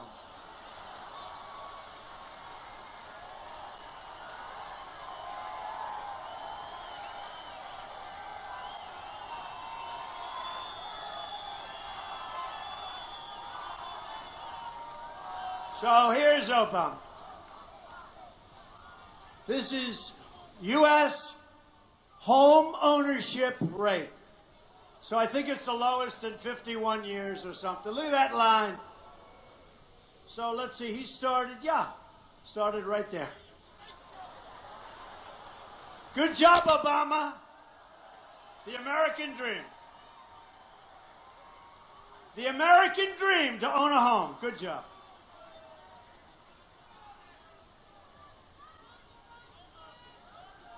You think I needed to do this, folks? I could be home taking it easy. I could be at Mar-a-Lago right now, right? But I'd rather be here with you. Rather.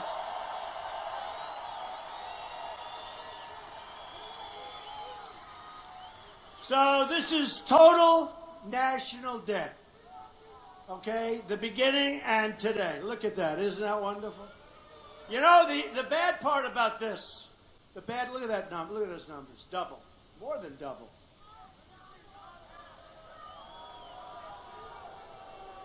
And that's from beginning of time, that's from the beginning, this isn't over 10 years, this isn't over 20 years. We've doubled over the last 8 years, it'll more than double. And he'll hit the big 20 trillion. And what he's left for the next president, hopefully that'll be. We'll straighten it out, don't worry. Debt is something we can straighten out. We can straighten out. But Obamacare alone is going to explode. You know, it will explode. It's a disaster. You will be getting some of the great increases of all time in Obamacare. In Texas, going through Blue Cross Blue Shield, they had almost a 50% increase. It was just announced. On November 1st, they're going to be announcing numbers for your Obamacare increase. It's going to be election-threatening numbers. And they're trying to move the date to December 1st. We can't let that happen for all of the politicians of the world. All right, look at that debt. Oh, here it is. Here it is. Don't we love? Are we having fun with these stupid boards? We love these boards. They're so descriptive.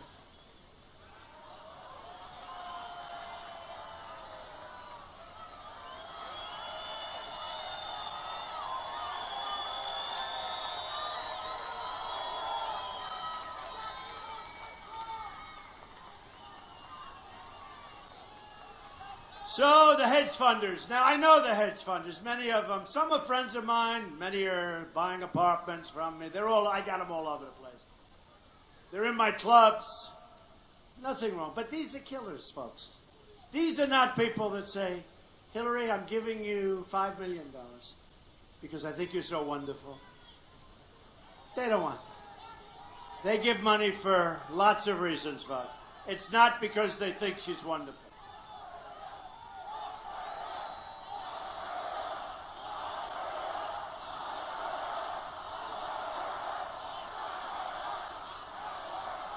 So I told you that I'm putting up my own money. I've turned down so much money. And I know so many of these people. But look at this.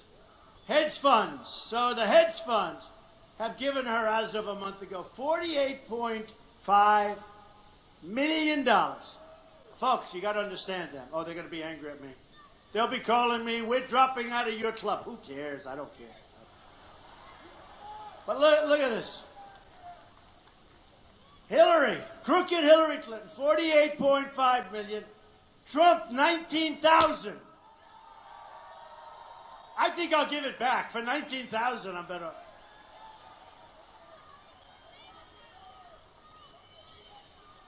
Actually, I was nice. Honestly, I was nice. They had a picture of Hillary that wasn't as nice a picture. Sure. I said, that's dirty pool. I want a really nice picture of Hillary, and they gave us a nice picture. Right? I could have given a less attractive picture. I said, I want to give her a nice picture. It's a nice picture. What I don't like is $48.5 million, because those people control those companies that move out of our country, that take in product from China, that do all of these things that are destroying us, that are losing our jobs. We don't make our product. It's all going to change, folks. And when these guys call me, I won't even take their... I may take their call to say, hey, how have you been? How have you been? Other than that, no interest, folks. They will have totally control. They have total control of what's happening in our country. And finally, one more. Oh, this is a beauty. Oh, you're going to be thrilled with this one. Syrian refugees who people have no idea who they are. Hey, look, I have as big a heart as anybody. We want to build safe havens in Syria. We want to build places where people can be safe. We don't have any money. You know, in real estate, they call it OPM, other people's money. We will use Gulf state money. They're doing very little. They're doing very, very little. The one thing they have is a lot of money. And the one thing they won't have, if we ever left, would be their country, because it would be overthrown so fast. So we do a lot for them. So we have to help people. And so we build safe havens, or whatever you want to, however you want to define it. But we can't take them into our country, because we don't know who they are. We don't know where they come from. There's no way of vetting them. They could be ISIS. It could be the greatest Trojan horse of all time. In fact, they won't talk about the Trojan horse anymore. They'll talk about this. And they're being put all over our country. They're being put next to you in your neighborhoods. Nobody knows. Even governors and top people in states don't know where they're being put. But look at this card. Look at this. So this is us. Now, tell me, take a look at that. These are the months. Look at what's happening here. Look at what's happening.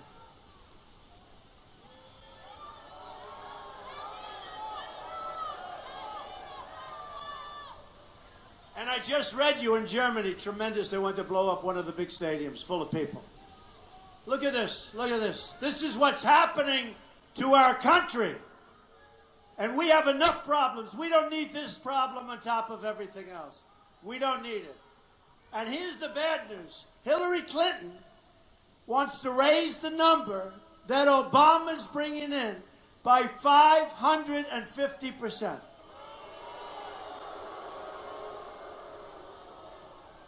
So we're not going to let it happen. We got to, honestly, we have an important election. We have justices of the Supreme Court that are going to be chosen. We have 2, 3, 4, could even be, under certain scenarios, 5. Could be a record number in the history of our country that the next president could even choose. It could be 5. Look, Judge Scalia was great. We want justices as close to that as we can get. We want justices as close to Justice Scalia. I picked 11. Highly vetted. I mean, just through Federalist, you know that, Federalist Society. So many people have said these are, picked 11. Because, you know, as a businessman, nobody knew what I got to do. They would say, oh, maybe I'll put liberal judges in. Like, our presidents have done really great picking our judges, right? They've done really great. Look at what happened. Look at what happened to our picks over the last 20 years. Look at what we picked. And I will tell you, so I picked 11. Federalist Society, that's like the gold standard. And everybody is raving about the picks. I'm going to probably add 4 or 5, but also similar. But I use as a reference Justice Scalia. But think of this. If a Republican, meaning me, doesn't get in, Hillary Clinton will pick far left judges. She's under tremendous pressure because of Bernie Sanders. She'll pick far left judges, and we will end up being a large version of Venezuela. That's what's going to happen. That's what's going to happen. And we can't let that happen. And you know, and I have to say this. I have to say it, because the press doesn't tell you the truth. We have a lot of people, you know, the Republicans, it's a little hard for people. I'm an outsider, which is a good thing. I ran as an outsider. When I started running, just so you understand, I was very much an establishment person. I gave hundreds of thousands of dollars to the Republican RGA, Republican Governors Association. I gave millions of dollars in campaign. I was like the ultimate, I was the fair-haired boy. I was the fair-haired, my hair, always my hair. But I was the it is mine though, right? You gotta, but I was the fair-haired boy. But I gave millions of dollars over the years to different people running for office, right? And then all of a sudden, June 16th, I announced I'm running. And I went from establishment, I was super establishment. They'd call me, the senators, oh, would love to come up and say hello. All of a sudden, it's like, what, Trump? Oh, my, what happened? He's running. Because I know the game better than anybody. And I know how to get it fixed. I know how to turn it around so that all of these special interests aren't killing us. We're going to get our jobs back. We're going to keep our companies. We're going to get our companies back. I know how to do it. So here's what happens. So I announced I'm running, and all of a sudden I was like an outsider. I went from established. That's a shock to the system. You have to be very tough. Let me tell you, it takes guts to run for president. It takes a lot of guts. It takes a lot of guts to run for. So all of a sudden, I go from the establishment guy to an outsider. And I won. And then all of a sudden, people are saying, he's winning. What's going on here? And then we ended up winning. I understand why they can't back me. You know, it's just, if it's a politician, and it's also a softer race if it's a politician. You know, they're very nice to each other. Congratulations on a great run. You were wonderful. In the meantime, they're losing. We need somebody that knows how to win, folks. We need somebody. Hillary Clinton said, I don't like his tone. See, I don't like her temperament, because her temperament is the temperament of a loser. We need a tough temperament. We need a tough temperament. She doesn't like my temperament. All my life, I've been told by people, and I prided myself on my temperament. But they came up with the sound by temperament.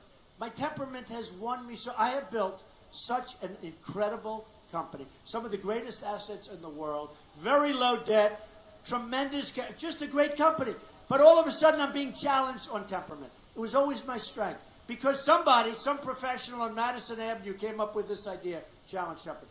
It's my strength. I don't like her temperament because she's weak. She's weak.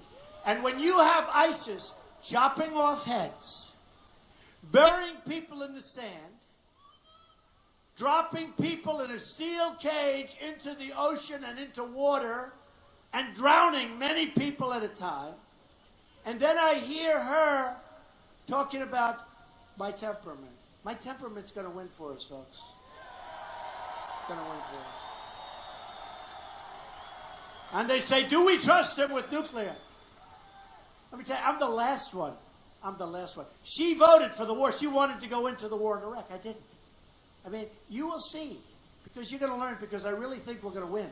She went out, and it was very interesting. She said recently, I don't like his tone.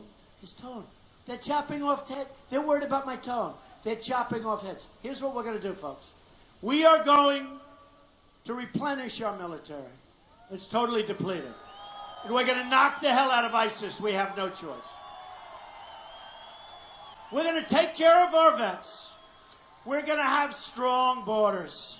We're going to build the wall, and yes, Mexico's going to pay for the wall. We're going to repeal and replace Obamacare. We're going to end Common Core. We're bringing education local. We are going to make the greatest trade deals. Right now, they're the worst ever made. NAFTA's a disaster. We're going to renegotiate our trade deals. We're going to bring jobs back. We're not going to let our jobs leave. We are going to make America great again. Believe me.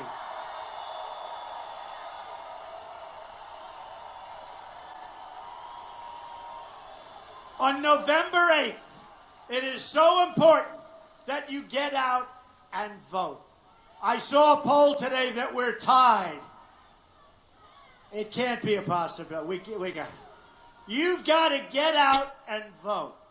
We're going to make it so strong. We are going to have a policy of America first. We are going to make our country strong again. We are going to make our country great again. You are going to be proud of your president, but more importantly, you're going to be more proud than ever before of your country. We are going to make America great again. Thank you, everybody. Thank you. Thank you, everybody.